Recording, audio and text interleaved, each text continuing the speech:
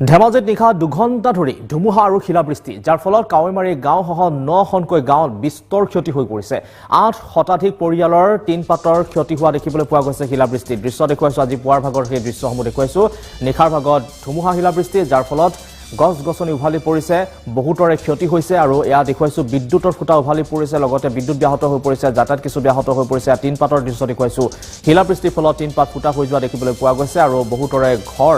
এতিয়া তথৈবচ হৈ পৰিছে ঠাই ঠাই গছ উভালি পথ বন্ধ হৈ পৰিছে ব্যাহত হৈ পৰিছে বিদ্যুৎ সেৱাও এয়া দেখুৱাইছো এখন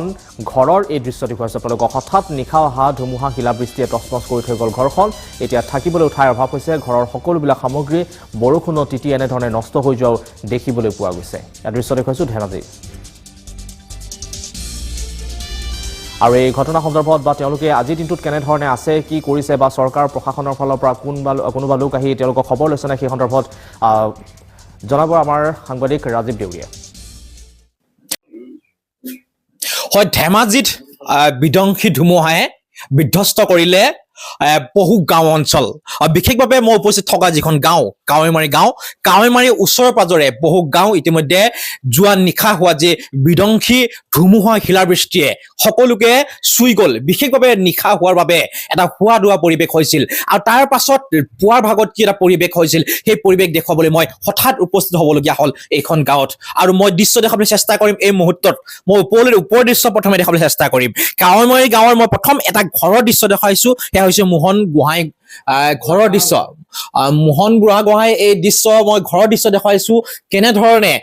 11 বজাত অহা নিশা যোৱা নিশা 11 বজাত অহা বিধ্বংসী ধুমুহা আৰু শিলাবৃষ্টিয়ে ঘৰ এই আপুনি দেখিছে এই ঘৰটো যথেষ্ট তিনপাত কাঠৰ থকা ঘৰ আৰু এই ঘৰটোত শিলাবৃষ্টি ইমান জোৰত আহিছিল সেই শিলে খুন্দিয়াই আচলতে তিনপাতসমূহ গোটেই ইয়াতে আপুনি যদি চাই এক পৰিৱেশ সৃষ্টি কৰিছে য'ত ফুটা এটা ডাঙৰ ফুটা সৃষ্টি কৰিছে আৰু নিশা ভাগত ইয়াতে বুঢ়া মেথা বয়োজ্যেষ্ঠ আৰু লগতে ইয়াতে শিশু সকলো আছিল তেনে পৰিৱেশত কেনেধৰণৰ এটা পৰিৱেশ সৃষ্টি হয় সেই কথা আপুনি অনুমান কৰিব পাৰিব এই দৃশ্য দেখাৰ পাছত মই প্ৰথমে এই ঘৰৰ মানুহৰ ঘৰৰ ওচৰলৈ আহিছো কি এটা পৰিৱেশ সৃষ্টি হৈছিল যোৱা নিশা মই এই কথা ক'ব বিচাৰিছো যিহেতু এই গোটেই তিনপাত যেতিয়া ঘৰৰ যি ধুমুহাৰ পৰা তছনছ হৈছিল তাৰ পাছত পৰিৱেশ তলৰ পৰিৱেশো এনেধৰণৰ হৈছিল মই দেখুৱাইছো এই দৃশ্য বোকা পৰিৱেশ ইয়াতে আচলতে যদি চাই তেখেতলোকৰ ইয়াতে পানী বোকা হৈ পৰিছিল সেই সময়ত শুবলৈ নিশা হোৱাৰ পৰিৱেশ কোনো নাছিল বিচনা পত্ৰ ইয়াতে কাগজ পত্ৰ বা শিশুসকলৰ কিতাপ পত্ৰ টোপোলা সকলো ইয়াতে তিতি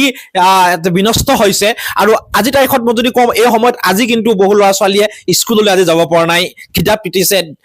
ড্ৰেছ তিতাৰ পাছত স্কুল যাব পৰা নাই এই পৰিৱেশ হৈছে ধেমাজিৰ কাৱৈমাৰী অঞ্চলৰ বিভিন্ন অঞ্চল কি গাঁৱত হৈছে মই সুধিম তেখেতলোকৰ বিশেষকৈ মই যিহেতু কাৱৈমাৰীত আছো কাৱৈমাৰীৰ কথা কৈ আছো আপোনাৰ নাম আৰু আপোনাৰ পৰিচয় আপোনাৰ গাঁও কওক মোৰ নাম মোহন বুঢ়াগোহাঁই মই কাৱৈমাৰী গাঁৱৰ বাসিন্দা আৰু আমাৰ ঘৰৰ গোটেই ফুটা উলিওৱাৰ পিছত আৰু শুবলৈ জেগা নোহোৱাৰ পৰা আমি গোটেইখনে দিন দৌৰি ফুৰিছোঁ কেইটা বজাত আহিছিল 11 বজাৰ পৰা প্ৰায় 1টা বজালৈকে বহু ঘণ্টা ধৰি আছে প্ৰথমে কি ধুমুহা আহিছিলে প্ৰথমতে ধুমুহা তাৰপিছত একদম মেঘৰ গাজনি শিল আহি একদম গোটেই ঘৰ ফুটা উলিয়াই তাৰপিছত আমি গোটেইখন দৌৰা-দৌৰি কৰি ফুৰিছোঁ আৰু নিশ্চয় থাকিবলৈও জেগা নাই মই মহিলাৰ ওচৰত যাব পাৰিম আপোনাৰ ওচৰলৈ আহিম প্ৰকৃতি কিন্তু এটা ৰুদ্ৰ মূৰ্তি ধাৰণ কৰিলে যোৱা নিশা বিনষ্ট যি কৰিলে বৰ দুখৰ বিষয় গোটেইখিনি মানে এই ল'ৰাটো একদম কান্দি গোটেইটো বৰষুণ পানী পৰিছে তাৰ ঠাণ্ডাত কঁপি গৈছেগৈ আইতাকে চিঞৰিছে তাৰ গোটেইখন এতিয়া ক'লৈ যাওঁ এতিয়া গোটেইখন থুপাই এইখিনিতে ৰখি আৰু চাই আছো আৰু ঘাই বুঢ়ীও আছে বুঢ়ীও এতিয়া ক'লৈ যাওঁ কি কৰোঁকে ইফালে কৰিছে সিফালে কৰিছে এতিয়া উপায় নাই আৰু মুঠতে গোটেই ফুটা ওপৰত থাকিবলৈ মানে জেগা অকমান বুলি ক'বলৈ নাই মই আছে গোটেই শিলগুটিয়ে পৰি গৈছে কিমান ডাঙৰ শিলগুটি পৰিছে ডাঙৰ এনেকুৱা শিলগুটি পৰিছে মানে আগত দেখা নাই তেনেকে ধৰণে দেখা নাই ইমান সৰুকে দেখিছো খালি এইবাৰ লিখিয়াকে ইমান ডাঙৰকে দেখা নাই হয় নিশ্চিতভাৱে যোৱা নিশা এই যি শিলাবৃষ্টি ঢেৰেকনি বিজুলী মৰা বা আচলতে শিলাবৃষ্টিৰ পাছত ধুমুহা অহা এই গোটেই দৃশ্য কিন্তু ভয়ানক ছবি হৈ পৰিছিল সেই সময়ত আপোনাৰ ওচৰলৈ আহিছো এগৰাকী হৈছে ওচৰৰ এগৰাকী লোক তেখেতে এই গৃহলৈ আহিছে আপোনাৰ এই গাঁওবিলাক আপোনাৰ কোনখন গাঁও মই বাঁহগুৰি গাঁও ইয়াৰ পৰা কিমান দূৰ ইয়াৰ পৰা বেছি দূৰ নহয়, অলপ। আপোনাৰ কি অৱস্থা হৈছিলে? মোৰ অৱস্থা নাই, এনেকে হৈ আছে চব টিংপাত। শুবলৈ জেগা নাই, থাকিবলৈ জেগা নাই, একো উপায় নাই। হ'লেও মই ল'ৰাজনী ঘৰত থাকোঁ বুলি আহিছো। আপুনি ল'ৰাজনী ঘৰলৈ আহিছিলে? হয়, ল'ৰাজনী ঘৰলৈ আহিছো। আপোনাৰ খবৰ লৈছেনে চৰকাৰ প্ৰশাসন ৰজা ঘৰে?